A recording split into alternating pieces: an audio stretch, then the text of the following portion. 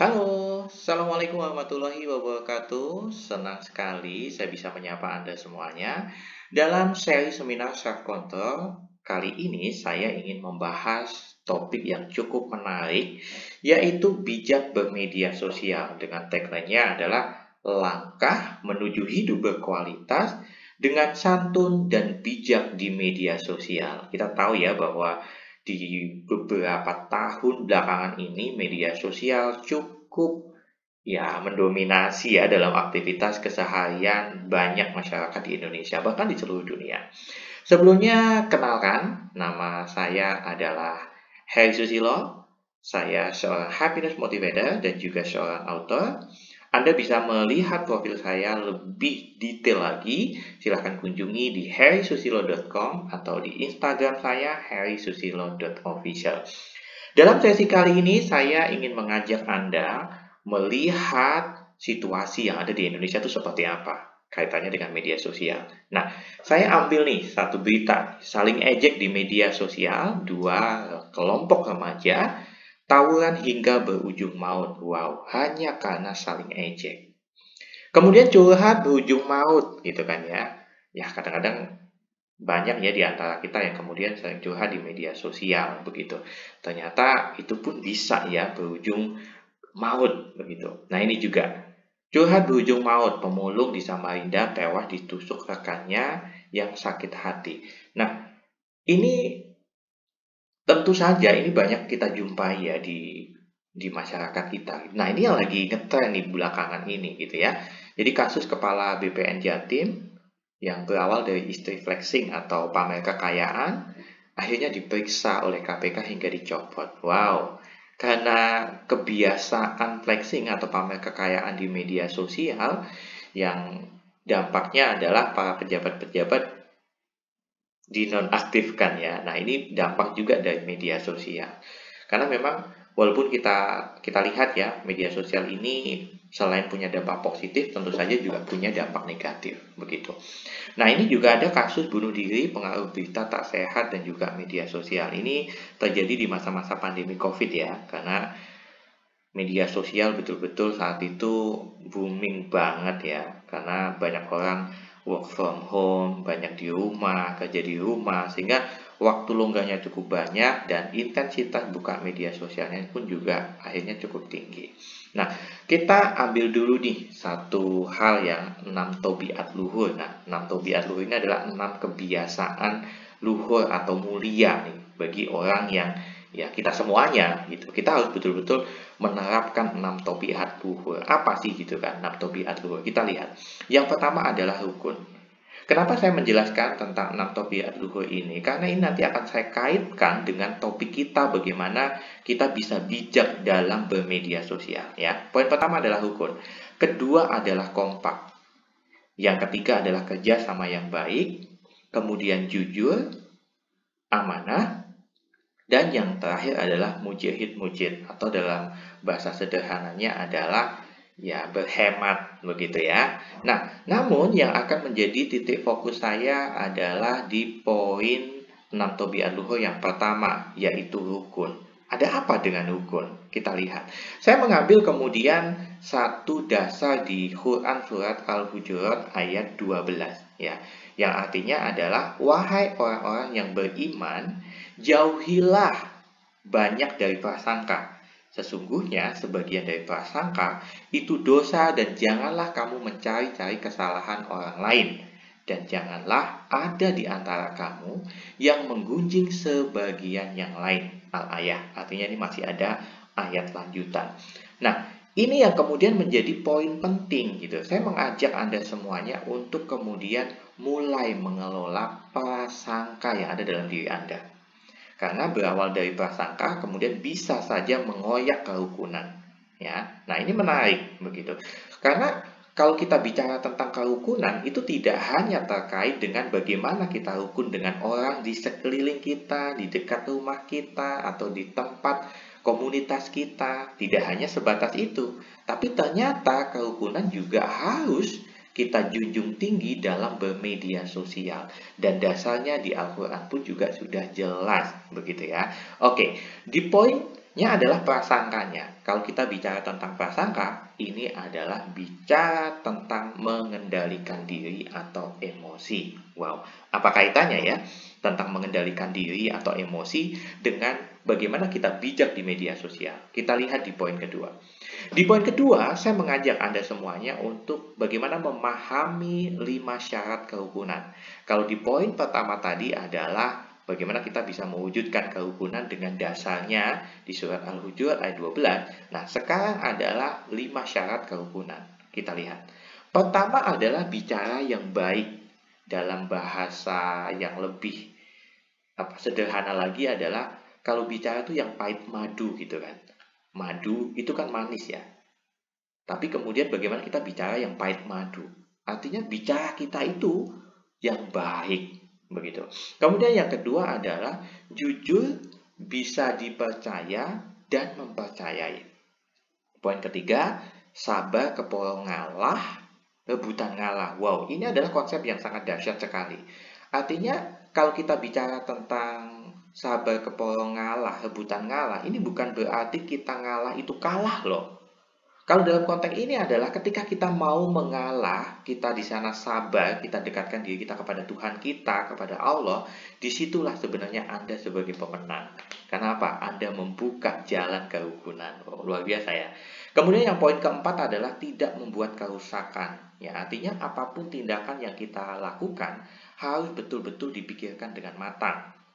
Kemudian yang terakhir adalah saling memperhatikan dan menjaga perasaan. Nah, di poin 1 tadi tentang prasangka, ini juga tentang perasaan ya. Nah, di poin kelima ini juga bagaimana kita bisa betul-betul menjaga perasaan. Nah, saya ambil dari poin pertama, bicara yang baik. Bicara yang baik juga harus dilakukan dalam konteks bermedia sosial.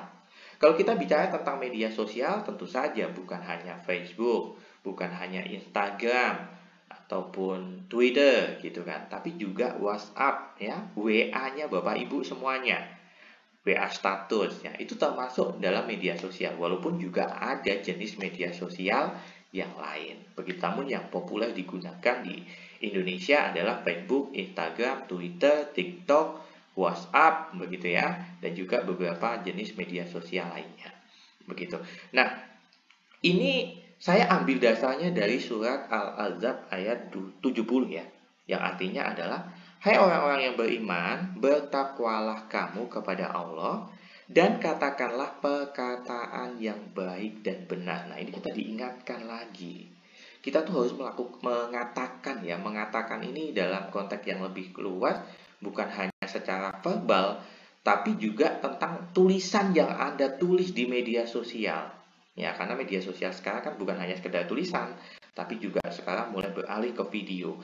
Jadi kata-kata yang Anda ungkapkan dalam video-video singkat di media sosial Anda harus perkataan yang baik.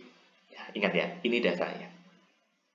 Nah, kalau kita bicara tentang sesuatu yang baik, bicara yang baik ini terkait dengan pengendalian diri dan emosi. Oke, dua hal ya. Di poin pertama tadi, ternyata kerukunan itu juga terkait dengan bagaimana mengendalikan diri dan emosi. Nah, bicara yang baik itu juga terkait erat dengan bagaimana kita bisa mengendalikan diri dan emosi kita. Karena kalau kita tidak bisa mengendalikan diri atau emosi, bagaimana kita bisa bicara dengan baik? Dan bagaimana kemudian kita bisa mewujudkan kerukunan? Artinya kita harus punya rem dalam diri kita. Menarik ya? Nah, tentu ada pertanyaan, bagaimana nih cara mengendalikan emosi?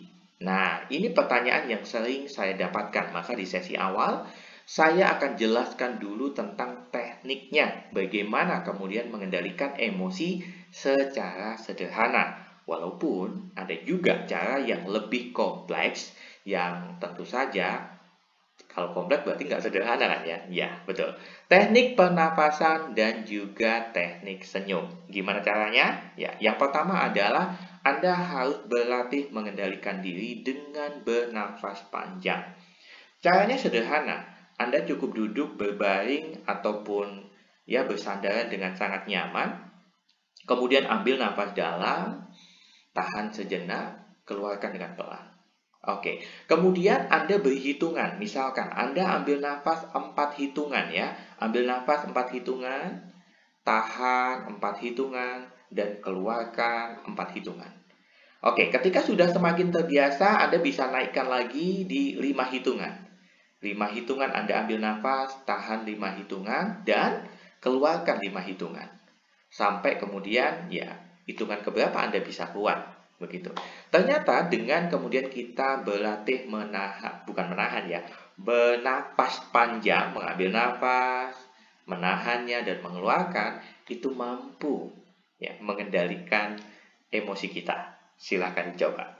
Kemudian yang kedua ya, yang di poin B adalah tersenyum ketika bangun tidur. Ini juga cara yang sangat mudah sekali. Caranya adalah ketika Anda bangun tidur, buka mata, kemudian silahkan berdoa. Ya, setelah berdoa, silahkan Anda semuanya tersenyum 20 detik. Selagi Anda tersenyum, silahkan berikan kalimat-kalimat sugesti atau kalimat afirmasi positif. Contohnya, hari ini aku tenang, hari ini aku bahagia, hari-hariku akan berjalan dengan baik, aku senang, hatiku lega, dan aku akan jauh lebih semangat. Terima kasih ya Allah, luar biasa hari ini.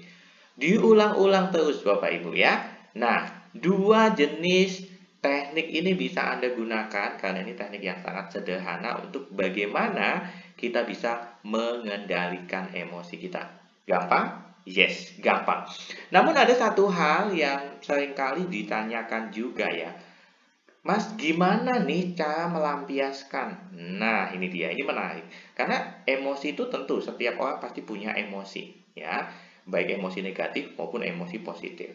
Kalau emosi negatif mah, mohon maaf, emosi positif tentu mudah ya kita melampiaskan dengan kita tersenyum, dengan kita memeluk orang, dengan berbagi, itu kan juga termasuk bagian dari bagaimana kita melampiaskan ya emosi positif kita, begitu. Tapi bagaimana dengan emosi negatif? Nah, ini menarik.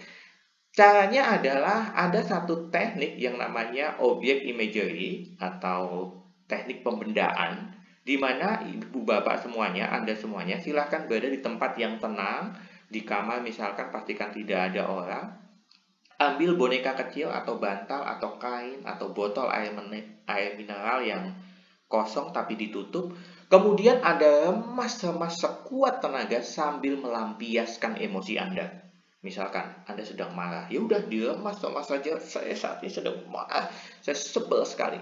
Jika sudah terlampiaskan, banting, ya, banting boneka atau benda tadi dan katakan hari ini aku lepaskan semuanya, aku ikhlas, aku terima, aku sabar, aku serahkan semua pada Allah. Ambil nafas dalam, keluarkan pelan, dan rasakan ya emosi apa yang kemudian perasaan apa yang kemudian Anda rasakan. Ya, lakukan secara ya continue ya, misalkan sehari sekali. Nanti akan selama 1 minggu rasakan bagaimana kondisi kestabilan emosi Anda. Oke, kenapa kemudian ini perlu saya bahas di awal sebelum saya membahas tentang bagaimana bijak bermedia sosial? Karena kita bisa bijak bermedia sosial, salah satunya karena kita bisa mengendalikan diri kita, mengendalikan emosi kita. Dan tadi sudah saya jelaskan tentang bagaimana teknik ya untuk mengendalikan diri secara sederhana dan juga teknik pelampiasannya. Kenapa kemudian emosi ini perlu dilampiaskan dengan cara yang positif? Karena kalau Anda pendam, ini akan berdampak sangat bahaya dalam diri Anda. Kenapa demikian? Karena hasil kajian menunjukkan bahwa 85% penyakit yang ada dalam tubuh kita disebabkan karena faktor emosi. Wow, cukup besar ya. Sekarang kita lihat. Nah, ini ada body chart di mana ada bagian tubuh dan di sana tertulis juga bagian-bagian emosinya. Nah, contoh ya, masalah fisik di bagian dada sampai perut gitu kan. Oh, ternyata ada kesedihan, kepiluan, tak tertolong, penolakan, takut, tak berdaya, marah, murka, begitu ya. Kemudian masalah di bagian lengan ya, lengan dan juga tangan begitu ya, kecuali jari-jari tangan. Itu adalah ada amarah dan juga frustasi. Nah, ketika Anda betul-betul memahami diri Anda, rasa sakit yang ada dalam diri Anda, sebenarnya tubuh Anda itu menyimpan makna. Ya, sakitnya Anda bisa jadi menyimpan makna, tapi perlu dianalisa dulu. Karena kalau 85% disebabkan karena emosi, berarti masih ada dong 15% yang disebabkan karena faktor yang lain. Bisa karena faktor virus, bisa karena faktor chemical, ya, keracunan atau bahan-bahan kimia lainnya, ataupun bisa karena faktor cedera ataupun faktor yang lain, ya, yang kemudian porsinya memang hanya 15% tadi. Begitu. Maka ingat ya, memendam emosi sangat berbahaya sekali, termasuk juga untuk tubuh Anda. Maka sayangi diri Anda, kendalikan emosi Anda. Oke, sekarang di poin 4. Inilah wanita. Ya, karena memang di dalam poin ini adalah pesertanya kebanyakan adalah perempuan. Jadi, kenapa kemudian perempuan ini menjadi sasaran empuk ya untuk kemudian penyebaran hoax? Ya, karena sebenarnya wanita itu selalu ingin didengarkan, gitu. Maka kalau coba amati aja deh di Anda ya, perempuan khususnya ya. Ketika Anda punya masalah, apa yang Anda lakukan? Seringkali yang dilakukan para perempuan adalah cari teman untuk curhat. Yaudah, setelah curhat dia lega, selesai, nangis, selesai. Walaupun kemudian tidak menyelesaikan masalah, tidak memfokuskan pada masalahnya. Betul? Ya, memang seperti ini kondisinya.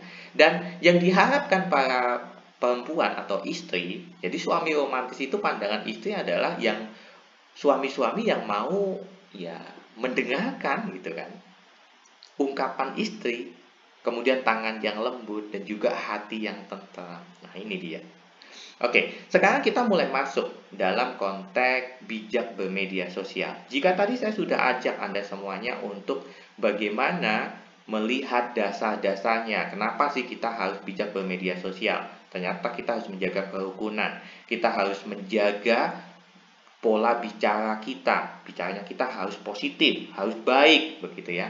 Dan juga saya sudah ajak Anda untuk bagaimana mengendalikan emosi Anda dengan teknik-teknik yang sederhana. Dan ternyata memendam emosi juga cukup bahaya untuk kesehatan fisik kita.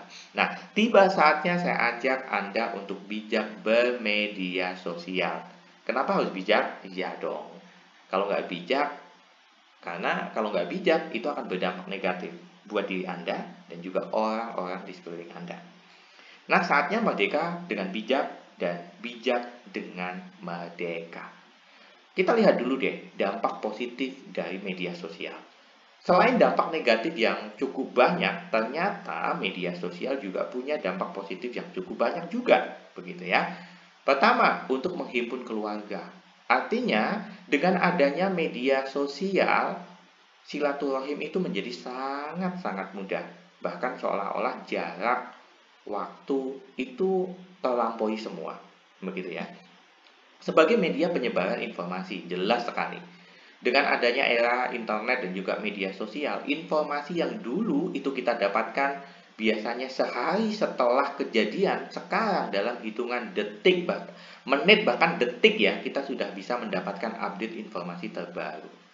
Kemudian memperluas jaringan pertemanan. Mencari teman sangat mudah di berbagai belahan dunia manapun dengan media sosial. Oke, kemudian situs jaring sosial membuat kita menjadi lebih bersahabat, lebih perhatian, lebih empati, ya. Ada juga sebagian sarana untuk mengembangkan keterampilan sosial, ya. Dan juga media sosial ini sebagai media promosi dalam bidang bisnis. Jadi Anda semuanya yang saya juga melihat ya banyak status di WhatsApp, kemudian di Instagram, di Facebook itu TikTok itu justru malah digunakan untuk promosi, untuk pengembangan bisnis yang justru menghasilkan cuan. Begitu ya. Oke. Sekarang saya ingin tunjukkan data kepada Anda semuanya. Saya ngambil data dari laporan via sosial pada bulan Januari 2023 yang menyatakan bahwa 212 juta jiwa pengguna internet yang ada di Indonesia. Jadi masyarakat Indonesia yang menggunakan internet adalah sebanyak 212 juta jiwa. Wow, cukup besar ya. Dan ini artinya adalah 77 dari populasi Indonesia telah menggunakan internet. Karena anak-anak kecil sekarang, bahkan balita pun, mereka sudah sangat mahir sekali ya menggunakan internet. Karena dalam menggunakan internet sekarang pun, perangkat-perangkat yang digunakan sudah sangat canggih.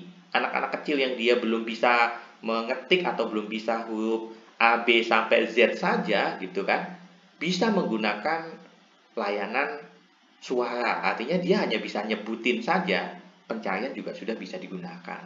Begitu. Kemudian untuk data pengguna media sosial ternyata juga cukup besar, yaitu sebesar 167 juta jiwa. Artinya ada 64% dari populasi Indonesia yang aktif menggunakan media sosial. Artinya media sosial ini cukup punya power yang besar ya. Ya, ini makanya bagaimana Anda semuanya itu diajak untuk bijak dalam bermedia sosial. Bagaimana media sosial itu betul-betul bisa memberikan dampak positif untuk Anda dan juga orang lain. Begitu. Nah, jadi you are what you share. Jadi kamu itu ya tergantung apa yang kamu share. Kamu akan dikenal dari apa yang Anda share, apa yang Anda bagikan di media sosial Anda. Ketika Anda sering membagikan hal-hal yang negatif, ya Anda akan dikenal seperti apa yang Anda bagikan itu. Maka hati-hati dalam membagikan. Ya. Nah, saatnya sekarang saya membagikan etika bermedia sosial. Bagaimana etikanya? Oke, ini etikanya ya. Etika bermedia sosial yang poin pertama adalah yang Anda bagikan harus benar, kemudian bermanfaat. Benar, bermanfaat, kemudian legal. Legal ini contohnya apa ya? Sekarang banyak ya terkait dengan hak cipta begitu. Artinya Anda harus menjelaskan juga, harus bisa mempertanggungjawabkan apakah yang Anda share di media sosial ini legal atau tidak. Saya contohkan. Ini saya mengambil gambar, ini bukan gambar saya, tapi saya mengambil gambar dari freepik.com. Jadi gambar-gambar yang gratis seperti itu ya. Kemudian prioritas. Artinya Anda harus punya prioritas dong. Anda harus punya prioritas 1 sampai 10 untuk kemudian nge-share sesuatu. Pernah nggak sih Anda ingin bikin status di WhatsApp, kemudian sudah ada di poin ini ya, status ya, kemudian sudah Anda ketik-ketik, tapi kemudian Anda nggak jadi. Anda nggak jadi nge-share. Pernah kan? Nah, ini artinya prioritas Anda cukup berjalan. Jadi tidak semua hal itu bisa dibagikan di media sosial. Ya, kita harus punya batasan-batasan itu dan juga kebaikan. Nah, ingat ya, ini adalah 5 poin etika ya. Pastikan apakah itu benar, apakah itu bermanfaat, apakah itu legal, bagaimana prioritasnya, dan apakah itu bernilai kebaikan. Begitu. Kemudian ini 5 panduannya. 5 panduan menggunakan media sosial. Yang pertama adalah menjaga privasi. Saya ingatkan, kita sebagai manusia tentu punya privasi. Ya, termasuk data-data privasi. Contohnya seperti data NIK, kemudian data-data nomor-nomor yang lain begitu ya, data keluarga, itu adalah privasi. Maka silahkan dijaga betul-betul privasi itu. Gitu. Kemudian jaga keamanan akun. Maka tidak jarang ya kalau Bapak Ibu semuanya pernah ya pengguna ATM itu di mesin ATM diingatkan tuh, apakah Anda ingin mengganti PIN ATM Anda? Nah, kenapa demikian? Karena itu untuk menjaga keamanan akun.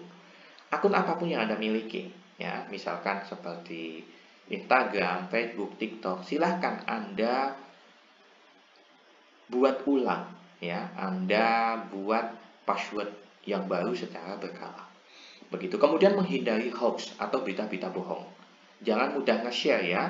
Jangan mudah nge-share berita yang belum tentu itu benar, tapi sudah Anda share, kemudian menimbulkan kepanikan di publik. Kemudian menghindari hal-hal yang negatif. Karena apa yang ada di internet tidak sepenuhnya benar, tidak sepenuhnya positif. Hal yang negatif pun juga banyak.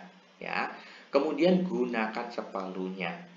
Kecuali bagi Anda yang memang bekerja dengan media sosial. Contohnya, Anda seorang pedagang, atau Anda seorang YouTuber, selebgram, atau TikTokers gitu kan, yang kemudian Anda sering memang mata pencaharian Anda di sana, ya silahkan Anda bagi waktu sebaik mungkin. Begitu. Nah, kemudian ini pantangannya ya, pantangan di media sosial. Pertama adalah memulai konflik. Pastikan ya, tulisan-tulisan atau kata-kata Anda itu adalah kata-kata yang baik sesuai dasar yang sudah saya jelaskan tadi. Hindari kata-kata yang itu menyudutkan ya, berisi sara, kemudian menyudutkan salah satu pihak, golongan yang kemudian akan memicu atau memantik konflik. Yang kedua adalah curhat masalah pribadi. Apapun masalah pribadi Anda, hindari curhat di media sosial. Anda sedang bertengkar dengan suami, ya. Kemudian Anda curhat di media sosial. Anda sedang berantem dengan teman, Anda tulis di media sosial. Nah, ini kurang tepat ya. Ini jadi pantangan di media sosial. Begitu, kecuali dalam konteks-konteks tertentu, ya. Kemudian yang ketiga adalah mengejek orang lain dengan menyebutkan namanya. Hindari betul-betul, ya. Kalau ada masalah dengan orang lain, silahkan Anda lakukan komunikasi yang baik, silahkan datang sana untuk kemudian menyelesaikan dengan secara baik-baik. Begitu. Kemudian yang keempat adalah menjelekkan orang lain tanpa menyebutkan nama. Tadi mengejek dengan nama nggak boleh ya, itu jadi pantangan. Menjelekkan orang lain dengan tidak menyebut nama gitu atau menyindir, nah itu pun juga kalau bisa dihindari, jangan sampai itu dilakukan. Kemudian pamer berlebihan. Nah ini yang banyak pejabat di Indonesia ya, mulai dari pejabat di tingkat kementerian, kemudian di instansi-instansi pemerintahan level yang lain, itu banyak yang dinonaktifkan. Salah satunya karena kebiasaan istrinya atau kebiasaannya sendiri yang pamer kemewahan, ya, yang tidak sebanding ya, barangkali ya, yang tidak sebanding dengan kemudian penghasilan yang dia dapatkan dan juga laporan yang dia laporkan di platform yang sudah disediakan pemerintah. Kecuali kalau dia pengusaha ya, kalau pengusaha ya karena memang dia pengusaha ya wajar dong gitu loh. Tapi ya tidak perlu berlebihan. Ya, pamer pun boleh, sebenarnya boleh-boleh saja. Misalkan Anda seorang yang aktivitas hariannya adalah reviewer hijab misalkan. Ya tentu Anda akan pamer dong setiap hari hijab baru gitu kan. Karena memang Anda nge-review, Anda dapat endorse misalkan, ya itu nggak masalah. Ya dalam konteks pekerjaan. Anda memamerkan produk-produk Anda, misalkan skincare. Ya, kulit Anda glowing karena skincare tersebut. Ya, tidak masalah karena memang itu mata pencaharian Anda. Begitu. Dan juga bersikap terlalu ekstrim. Contoh bersikap terlalu ekstrim ini seperti ini. Anda menganggap bahwa pendapat Anda paling benar. Nah, ya, ingat ya, bahwa setiap orang punya pandangan yang berbeda. Bisa saja sama dengan Anda, tapi bisa saja berseberangan dengan Anda. Artinya ini menjadi pantangan di media sosial untuk bersikap terlalu ekstrem. Oke, jadi saya ingatkan sekali lagi buat Anda semuanya, saring baru sharing. Jadi sharing dulu informasi atau apapun yang akan Anda share, baru kemudian di-sharingkan kepada orang lain, baik di media sosial ataupun kemudian ya secara langsung. Gitu ya. Nah, karena media sosial ini itu seringkali informasi yang didapatkan belum tentu benar ya, atau berita-berita hoax yang kemudian memantik kepanikan, membuat orang lain cemas ataupun menimbulkan masalah-masalah yang lain begitu. Berikut adalah cara praktis bagaimana menghindari hoax. Oke, yang pertama, bacalah berita hanya dari sumber terpercaya. Pastikan itu ya, sumber-sumber yang terpercaya yang ada di Indonesia. Kemudian yang kedua, baca dulu isinya baru share ke media sosial. Jangan hanya terpancing judulnya saja, karena kadang-kadang orang bikin judul itu memang bombastis banget ya. Namun isinya ternyata jauh berbeda dengan judulnya tersebut. Pastikan baca isinya dengan detail. Yang kedua adalah lihat alamat situsnya. Kadang-kadang alamat situsnya itu alamat situs yang nggak resmi ya. Misalkan Bank BRI misalkan, Bank BRI, bri.co.id misalkan. Oh ternyata itu ada bri123.net atau .co.id atau .com misalkan. Nah ini kan mencurigakan, begitu ya. Kemudian cek fakta. Nah cek faktanya ya silahkan Anda searching. Dengan apa? Ya banding-bandingkan gitu kan. Membandingkan informasi satu dengan sumber informasi yang lain. Kemudian jangan ditelan mentah-mentah. Jangan mudah percaya. Maka kenapa tadi saya mengajak Anda semuanya untuk mengendalikan emosi dulu, mengendalikan diri dulu. Supaya apa? Ketika Anda mampu mengendalikan diri, maka Anda mendapatkan informasi apapun di media sosial tidak akan mudah menelannya mentah-mentah. Gitu ya. Dan jangan percaya mitos. Kemudian jangan mudah terprovokasi. Kalau ini sebenarnya terkait bagaimana kita bisa mengendalikan diri kita dengan baik. Begitu. Dan ingat, tidak semua yang ada di internet dan media sosial adalah benar. Jadi jangan mudah percaya 100%. Bandingkan dulu ya, cek faktanya dulu dari sumber-sumber terpercaya yang sudah ada. Begitu. Nah, kaitannya dengan bagaimana kita bijak dalam bermedia sosial. Nah, tiba saatnya saya ajak Anda semuanya untuk mengenal UU ITE atau Informasi dan Transaksi Elektronik. Hal ini menarik teman-teman karena UU ITE ini kan sudah berlaku ya di Indonesia ya. Jadi kaitannya dengan pengaturan nama domain, hak kekayaan intelektual, bahkan apa-apa yang kita lakukan di media sosial itu diatur dengan jelas dalam Undang-Undang ITE ini. Nah, kaitannya dengan Undang-Undang ITE ini ya tentang cybercrime, larangan yang dilarang begitu ada di poin bab ke-7 pasal 27 sampai 37. Kita lihat. Yang pertama adalah pasal 27 ini terkait dengan asusila, perjudian, penghinaan, pemerasan. Jadi pastikan betul-betul bahwa konten-konten Anda terhindar dari semua itu. Karena kalau itu yang Anda share, Anda bisa dikenakan pasal ini. Kalau ada yang melaporkan, ada yang merasa dirugikan dari apa yang Anda lakukan di media sosial, Anda pun bisa dikenakan pasal 27. Kemudian berita bohong, menyesatkan, berita kebencian dan permusuhan. Hati-hati ya. Hati-hati betul. Kemudian ancaman kekerasan dan menakut-nakuti. Nah, ini juga Anda yang barangkali pernah memberi hutang kepada orang lain, kemudian Anda menagih, tapi orang yang Anda tagih ini sangat sulit sekali ditagih, kemudian Anda mengancam, kemudian menakut-nakuti, Anda bisa dilaporkan loh. Walaupun itu hanya lewat WhatsApp. Hati-hati betul ya. Dan kemudian informasi-informasi yang lain seperti di pasal 30 sampai 33 seperti itu. Jadi pesan saya adalah hati-hati. Silahkan Anda bijak bermedia sosial, gunakan sebaik mungkin, gunakan untuk kemanfaatan kita bersama. Nah, sekarang tiba saatnya saya ajak Anda semuanya untuk bagaimana menjadi diri yang baru, menuju hidup berkualitas dengan santun dan bijak di media sosial. Caranya adalah dengan menjadi new self atau diri yang baru. Saya mengambil konsep dari bukunya Dr. Joe Dispenza, seorang ilmuwan Amerika yang menulis buku tentang yang berjudul ya You Are the Placebo, Making Your Mind Matter. Ini menarik. Kenapa Bapak Ibu semuanya? Ini perlu saya jelaskan karena dalam penjelasan dalam bukunya Joe Dispenza ini, untuk menjadi new self, menjadi diri yang baru, menjadi ya diri kita yang lebih bijak, artinya kita harus mengubah pola pikir kita dulu ya.